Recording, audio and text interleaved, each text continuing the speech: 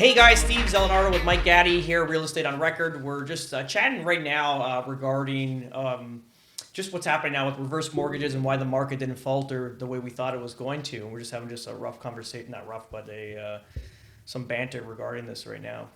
But like I was saying, so Bank of Canada raises interest rates. They know they're going to raise interest rates. That's going to flatten the curve. People are going to stop spending money. People start losing houses or forced to sell, bringing more inventory onto the market, bringing prices down. Right? That's just a natural projection.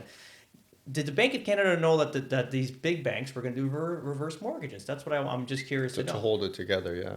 I don't think so. Because if they knew they were going to do that, raising the interest rates really wouldn't have done anything because people would still hold onto their property, not creating new inventory, and the interest rates, it is what it is. So now if they go up another quarter point, because they'll probably raise it again because of inflation going back up, what is that going to do? It's just taking more principal paid down, like mortgage, so pay down more, so people's principal value in their properties, just stripping more of that value out, like their hard, paid down mortgages. I think that's all it's going to do. It's going to take more wealth out of the Canadians. I think the only way that this gets solved, like we were saying, is if the jobs get affected, right? Where people do lose jobs. Obviously, right now, jobs are on fire. Like we said, 41,000 jobs. But what kind of jobs are those? Is that construction? Is that I know construction's booming right now, so there's a ton of jobs. But it's hard to see that happen just because there is so much stability in the job market, obviously, right? But so how do you correct that? How do you?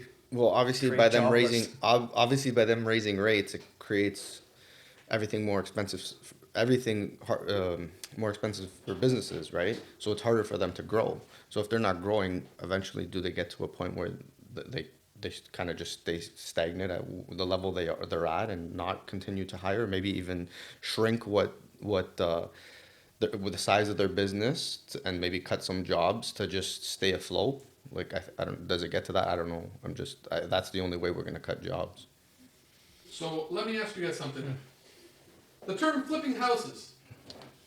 Tips, risks, and success stories. Tell me about it. What do you think? Flipping houses, good idea, bad idea? I don't know. I've never looked into it, to be honest. Never flipped a house. It's never looked into it. No, whatever I've done, I've owned it long term, and then we flipped it and made a profit. But never anything to renovate and flip. I think that's always a short game, right? Like the whole goal is to make a lot of money is to hold them, right? You get your principal mortgage paid down. You get your obviously, if it's a positive cash flowing property, you make that monthly nut, let's call it, and then ultimately you sell it on appreciation. So like the stuff that we sold last year, we're selling things at like 250 to 300% return on investment. One of them was 800%, but that was more of a different system because I kind of rejigged that whole area. But so like 250 to 300% return on initial capital, like that's nice money, right? Mike? So it depends. Like, I've taken a few investor courses, but it seems like from their motive or their knowledge, what they're trying to use flipping houses as is to gain that money to do what Steve's talking about. So if you're talking about, like, you only have whatever, say 100,000, and you could afford to purchase a house. Obviously, in our market, it's tight with 100,000, but let's say call it 200,000 to purchase a house, put some equity in or sweat equity into it, build it up, and sell it to make you a profit of, like, let's say 50,000. So now you have 250. Now that can put you into a long-term rental or appreciating asset that you're going to hold for 10 years. That flip is the avenue to get you to the long-term game in real estate. Well, what about in my situation? I was with a buddy that we bought a real fixer-upper. And since I'm a handyman, we literally flipped it within, 60 days? And we made about 150,000. Yeah, no, that's so that's maybe huge. that's the aspect of what I'm trying to say is, like, Steve, if you were someone that said, okay, I know this guy in this trade, I know this guy in this trade, I can do a lot of it myself. In that case, would you still not agree with flipping a house? But it sounds like you got that's a part-time gig, right? Yeah, nothing full-time. Yeah. I'm just saying, do you think that there's a real sustainability in flipping houses, even for you, Mike?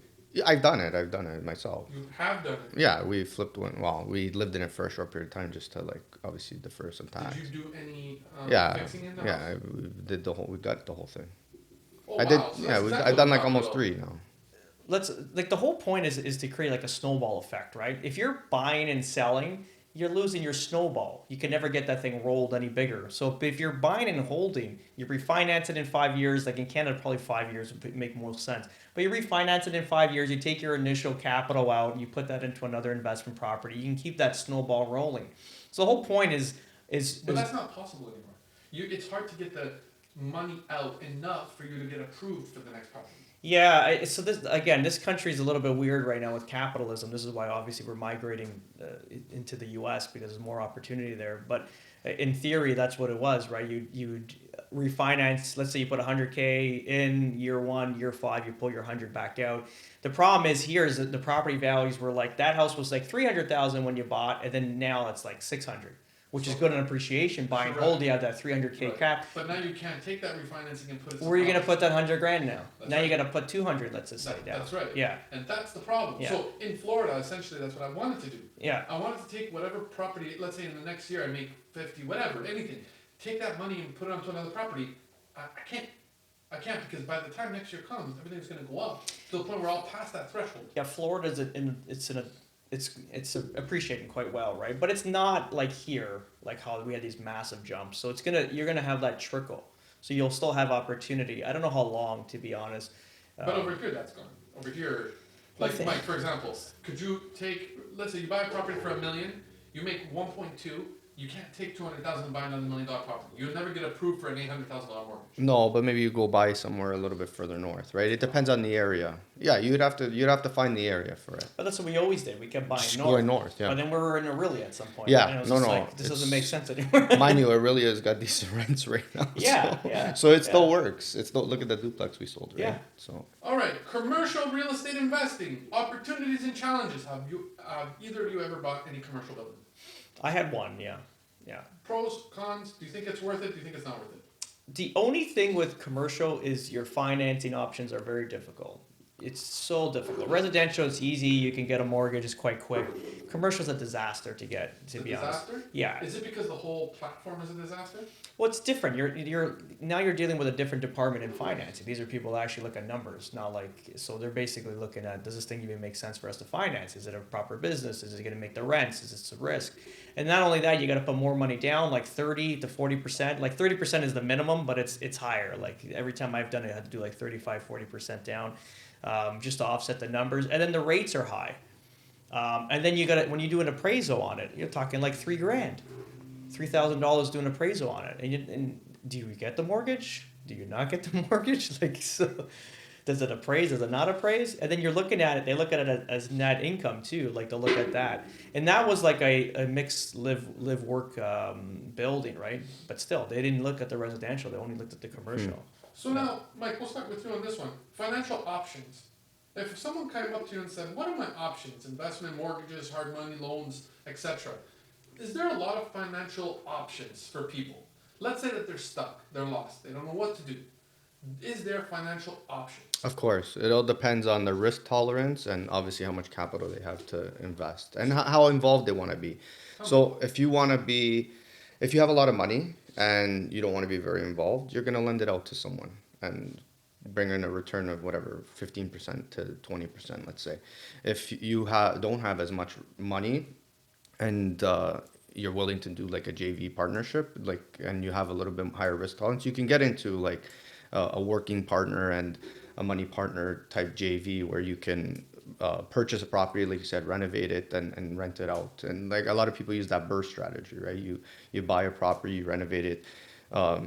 What is it? Buy, renovate, No. yeah, and then you refinance, Yeah. and then you repeat type Yeah. thing, right? So like that's if What is that? I always mix that up. I Yeah, know the it's- theory, but yeah. So would you say that there's more financial options for people now opposed to, let's say, 10 years ago? 15, 20 years ago? Now to 10 years ago, I don't know. I think even then it was a different market too. Like I think those options were there. Prices were cheaper.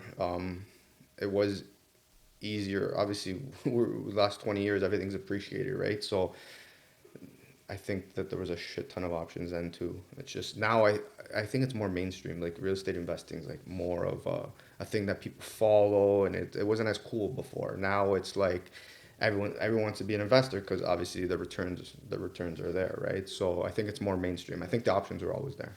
I think that's also it's the younger. Yes. Yeah. Yeah. Talk to me about that. Real estate becoming mainstream. That's So, literally the so next question. oh, fair enough. So if you kind of look at like our past generation, like our parents' generation, they grew up in fear naturally. So they didn't want to risk any money. If they did, it was like this whole thing because they never wanted to lose. Our generation, we come from a spoiled background. Let's face it, we've had everything that we wanted, so we feel like we're untouchable. Like in a sense, and imagine my generation. Imagine the generation just now. Like I'm 41. You're 35 now? Yeah. Yeah. Imagine like the 25, 27-year-olds. These guys are bidding on Bitcoins, NFTs, and then real estate to them is probably archaic in a sense, but as Mike was saying, it's mainstream now. It's like, okay, like the Grant Cardones of the world, the Jets and the whole thing, let's get her done, right? Well, there was no Grant Cardones when our parents were buying homes. There was just come off the boat, find the property, and hope for the best. But those opportunities were there. Not that okay. We brought him to Cardone's. No, but what opportunities were there? When Like my I parents know came off I the know boat, I know old guys that have had like 30 properties, right? And you never know these guys Yeah. had those properties. Then let's they talk just about the average immigrant. they were average average. They were immigrant- they were definitely average. They were the one that was willing to do it though. Yeah. No. No fear. Yeah, no. Yeah. So when my parents came, they didn't have a dollar to their name. Same with mine. Yeah. Right, and Yeah. so now, having said that, real estate was never mainstream before. It was very, And the guys I that don't did know it where the then hell's it wasn't mainstream either. They just said, "I'm gonna go to work. All my money I'm putting to this," and that's what they did. And then they like did what Steve did, refinanced, or they created. Back then, refinancing wasn't even a big thing because it was No. hard to get money. But Yeah. the house price of the house was 150,000, so they went to work, saved up the Even down less, payment. probably Ooh, 30 yeah, grand. Yeah, exactly. yeah, 20 when- grand. In the when 70s, Yeah. 60s, Yeah, 70s, yeah. you're right. Yeah. Yeah. However, how much near Dansview Park? Yeah. However, how much were they making per hour? So now let's talk about that. But less tax, money went a lot further, right? Yeah. There was no internet, cell phone. They had a lot less expenses. They had cable TV, so they had to pay gas, electric, and like insurance. Yeah, That's it. We should get like I've seen the graph. I would have to pull it up, but like our wages to house price, For like if you sure. see it on the graph, our house prices went over here, but our wages are still way down here, Our right? So wages it was more plateaued. affordable Yeah. in the 60s and as 70s. soon as our wages hit about $12, it plateaued for a long time. Think about it, right? But I think so. It's the product of your environment. I think where my parents, like all their friends were just like they went to work and nobody did anything extraordinary, right? They put their money in the bank account. And that was it. It was. But then you get to some areas where, like especially in Toronto, like some of those other guys, they were just like that whole community, right? They kind of built like networks and stuff like that. Like they used to have those old social clubs, like a lot of those, especially from Rome, like the Chuchati there. They're killer. They came, that's like Conjuring, Tack, all that, right? They came here and they had a different idea, this different empire In state the of mind. 70s? They were here in the 50s, yeah. They were here in the 50s? Yeah, for sure. So 50s was the different state of mind? No, I think it's their community. They came from a different knowledge, right? They came here and they figured like how do you make money? So they all started working in their respective like construction trades, like we all did, like being Italian. But then they saw the opportunity, right? And again, if you're always thinking about making money, like you're gonna come up with ideas. The thing is, if you go to work and you come home and you want to party and that's your main focus, that's your limit in life. But if you're gonna go to work and you're saying, okay, I made $100, how do I make this to $150? You know what I'm saying? Like I'm trying to teach my kids now, like picture your money as being pregnant. Your money has to be pregnant at all times. Whatever it's doing, it has to be pregnant. It has to be rebirthing new dollars at every time. I'm trying to keep that in their mind because. I was talking to somebody yesterday that a client of mine went. They came in the 50s too. Very, they had an opportunity. The grandfather bought massive commercial buildings. Like had like 5 or 6 commercial buildings in these great areas here in Vaughan. 2 of the siblings, they sold them off, and the one kept them. But the father knew to give the best product to the son that wasn't going to sell it, and the other ones are just looking for that flash cash. So they sold things like 10 years ago for like a couple $1 million. That's like a $10-15 million warehouse right now. And now $1 or $2 million that they divided, it's gone. It's gone. But if they would have kept the warehouse, look at this. They would have kept the warehouse, pay yourself a dividend in 5 years. Take out 200,000. Oh, you want to buy a car or whatever, some luxury product. Let's do a dividend. Let's refinance a property. Take $1 million out, divide it between 3, whatever we are, but we still hold the asset. The asset's going up in value. The renters are still paying it down. Especially the dad gave it to him with no mortgage. Like that's Does fuck. that You give make them like with no 30 grand a mortgage? month. Does Just- that give it to them with no mortgage? yeah, sure. In the 50s, these guys came here, and it's smart, and they started building these things themselves. Like they were construction. As many people, I don't know if I hope this is not controversial because it's goddamn true. The Italians built this country. The construction work back here. What? Construction? Construction? Construction? Owners? No, building, Workers? built, like physically Ah. built this country. Physically.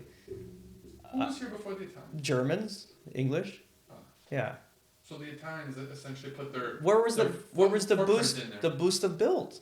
It's when the Italians came. We came here. We just all we did was work, construction. All the skilled labor came in from Italy. Come on, like And then it migrated from Italian owners to Portuguese and Polish and Ukrainian workers. Isn't that what's happening currently right now? Yeah, In the working, construction field. the labor demographics isn't changed, that more but the owners, Portuguese? there is a lot of Italian Oh, owners yeah. still. No, almost all owners Yeah. now. So yeah, you're absolutely right. The people who put the foundation here are now Italian owners, and now all the workers are all Portuguese, Russian, Polish, Ukrainian. Isn't that not right? yeah, Yeah. I don't think Yeah. it's Canadian. I don't believe it's Canadian. The other, workers. yeah, there's some, but yeah, you're right. You're right. That's Right? the demographic of the workforce. So has does that changed. mean? I now think that- even a lot of Hispanic too now, like Yeah. especially in framing and stuff like that. A lot of South Central America, right? Guys, I hope you enjoyed that episode. You guys stay tuned for the next one. We're talking. Let me do it again. Guys, I hope you enjoyed that episode. You got to stay tuned for the next one. All we're going to be talking about is education and real estate. Like, subscribe, and have a good one. Nice. Nice. Nice. Government isn't buying. He took my nice. Yeah.